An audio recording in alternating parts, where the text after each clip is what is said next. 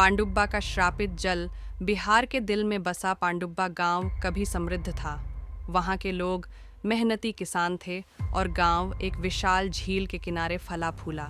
लेकिन इस खूबसूरती के नीचे एक भयानक रहस्य छुपा था, एक श्राप जो पीढ़ियों से फुसफुसाहटों में सुना जाता था। कहते हैं बहुत पहले इस गांव में एक भयंकर पाप हुआ था।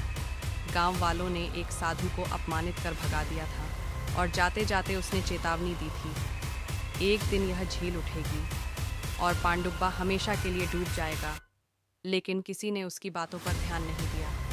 डूबने की रात, एक काली बरसाती रात, जब गांव वाले गहरी नींद में थे, अचानक एक अजीब तूफान उठा। हवाएं भयंकर गति से चलने लगीं और जमीन कांपने लगी जैसे कुछ जाग रहा हो। फिर पानी आया, आसमान से नहीं बल्कि झील से। कुछ ही मिनटों में पानी ने मंदिर, घर और खेतों को निगल लिया।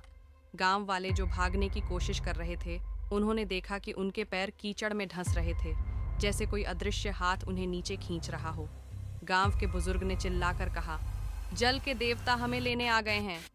सुबह होते होते पांडुब्बा गायब हो चुका था। पूरा गांव पानी में समा गया और उसके साथ ही डूब गईं सैकड़ों चीखें। पांडुब्बा की भूतिया दास्तान आज भी, जो लोग उस झील के पास जाते हैं, वे कहते हैं कि रात के समय अजीब आवाज़ें सुनाई देती हैं। कुछ मछुआरे दावा करते हैं कि उन्होंने पानी के ऊपर परछाइयाँ खड़ी देखी हैं। जो भी आधी रात को झील में जाने की हिम्मत करता है, वह कभी लौट कर नहीं आता।